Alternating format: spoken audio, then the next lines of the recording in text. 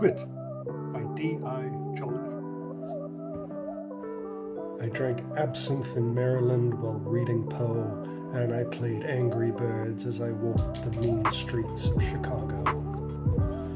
I listened to Bukowski on my iPod while playing Pokemon Go and taking heroin. My adventures have been long, but they're not over.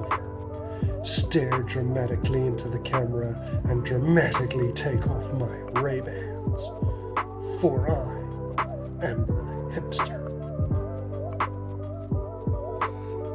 Zachary stared at his friend, waiting, hoping that the last hour and a half had been a joke, that his best friend and housemate had not, in fact, spent the previous 6 months writing that giant pile he'd just had to sit through. The giant pile that had been described as the next evolution in cinema storytelling, and the greatest thing he'd ever written and would ever write. As the moments turned into seconds, and the seconds into minutes, it became clear that for the sake of humanity, there was only one thing that he could do. No. No what?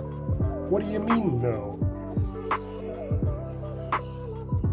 I mean, no. I mean, it's bad. And not just bad. It's possibly the worst, most horrible thing I've ever experienced. As your friend, as someone who loves you, and as a human, I feel it is my duty to tell you no. Normally, man, I would sugarcoat it. With everything that's been happening in the world recently, I'm honestly too scared to let you try, in case somebody actually buys it, makes it, and the global IQ takes another hit. Because that's how bad it is.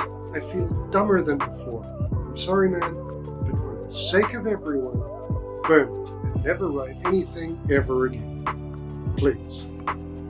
So you think someone might actually buy it? Wait, that's what you heard me say?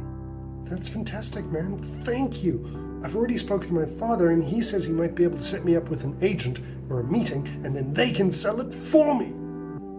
Zach stared in stunned horror as his friend got to his feet excited, hugged him, and headed out to his meeting. As sanity returned, he jumped to his own feet and ran off after him. Over the next few months, Zach continued to feel a growing sense of dread and disappointment as more and more good news came through the door. First, that agency took him on. Second, an interested director, then attached movie stars. The list went on until the day of shooting began, and Zach finally reached his limit. It was too insane for him to handle, and he only saw one sane course of action.